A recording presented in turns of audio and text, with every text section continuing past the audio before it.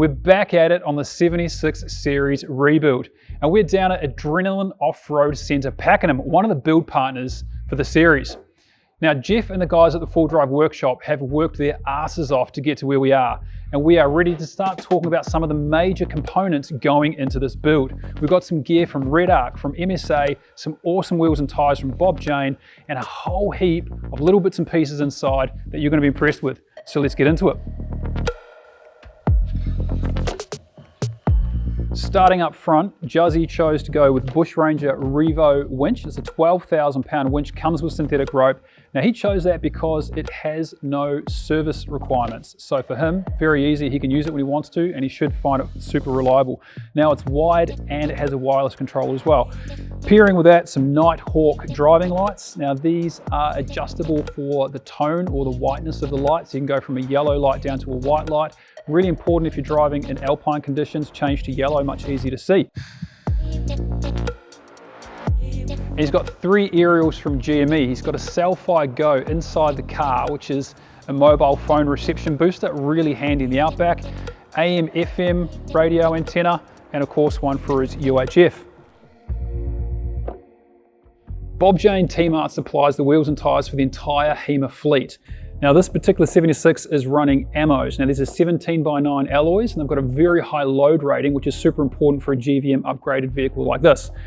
Now Juzzie is a bit of a guinea pig on this one. He's running some radars. These are a new set of mud terrains that have come into the country recently. Super aggressive tread pattern and massive side biters on it.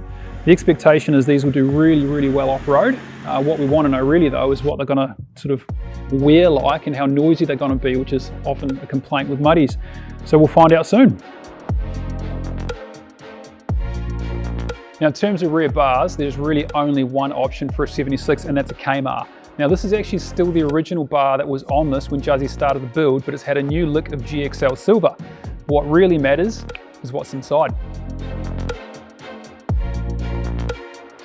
The dominant colour is blue in the back of the 76 series, and that is MSA's trademark colour.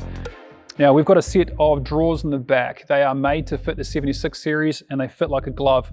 Now Juzzie's also added on some wings, which is super handy for being able to add in things like a second red vision screen, a solar input, and just behind me here, a whole bunch of airbag man bits and pieces. Now what's really important about MSA, and the reason why Juzzie chose to go with them, is that their drawers are ADR compliant and they are tested to be safe in a crash. Now not all drawers are built that way, but these are designed so that if you are in a very serious accident, your shit's not going to fly everywhere. Now the same goes for the cage on top of the drop slide that goes around the Mike Coleman fridge. This cage has been designed that if you did have a serious accident, your fridge is not going to be dislodged. And Juzzie has gone cleverly with the drop down slide, which is a fantastic piece of kit. So these drawers have lights built into them, super handy at night time. Juzzie has also grabbed a set of MSA bags so he can easily keep, for instance, this one, which has got some sort of basic automotive recovery gear in it, some jumper leads and bits and pieces, and his Maxtrax gear in it. It all fits snugly inside the drawer, so really nice and neat and tidy. He's got a Sabre bag on top with his recovery gear, another partner of Juzzie's, and really good quality gear, and a pair of 100 amp hour lithium batteries to run all the Red Arc gear. Now just under that, he's got a setup from Airbag Man, which is quite clever. So he's got a compressor tucked in the wing, and he's got a gauge and a pair of controls to adjust the airbags for when he's towing. But it also has an air line out so he can quickly reinflate his tires after he's had a run on the beach or in the mud.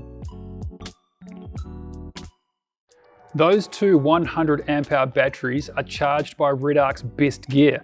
Now just over my shoulder here is a Manager 30 AC charger. Now you might be surprised to hear there's an AC charger in an off-road rig, but that's there so when this car is parked up for a long period of time indoors, it can stay getting a charge. It's also super handy to give it a real blast when Juzzie uses a lot of power with his induction cooking.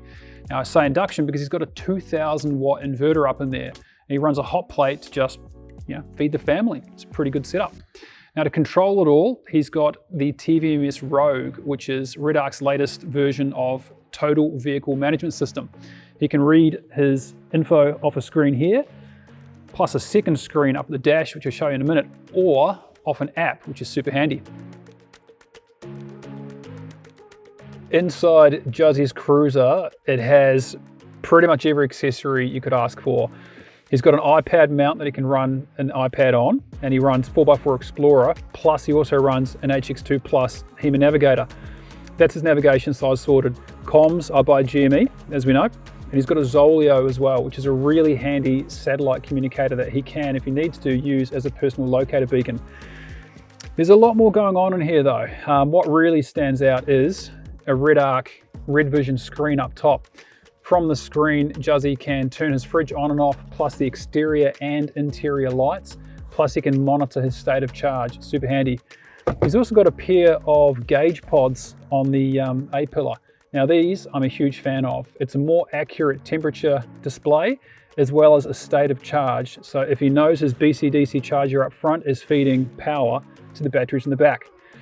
In terms of comfort, this vehicle has had these Recaros in it for a number of years. They had done around 100,000 Ks before Juzzie had them ripped out and refurbished.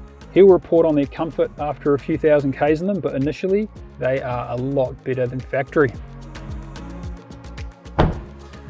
So this is what somewhere in the realm of $30,000 to $40,000 gets you when rebuilding a VD. It gets you a like new engine bay.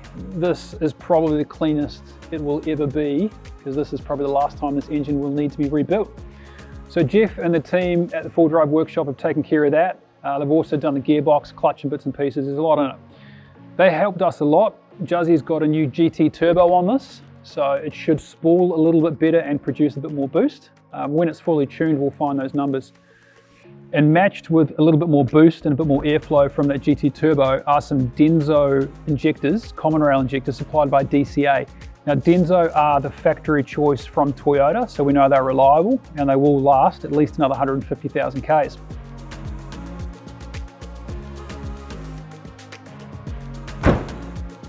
All right, that is that for this episode. Our next stop is Ironman HQ, where we're going to run through all of the bar work, the suspension that's under, including its GVM upgrade, and the Alucab gear on the roof.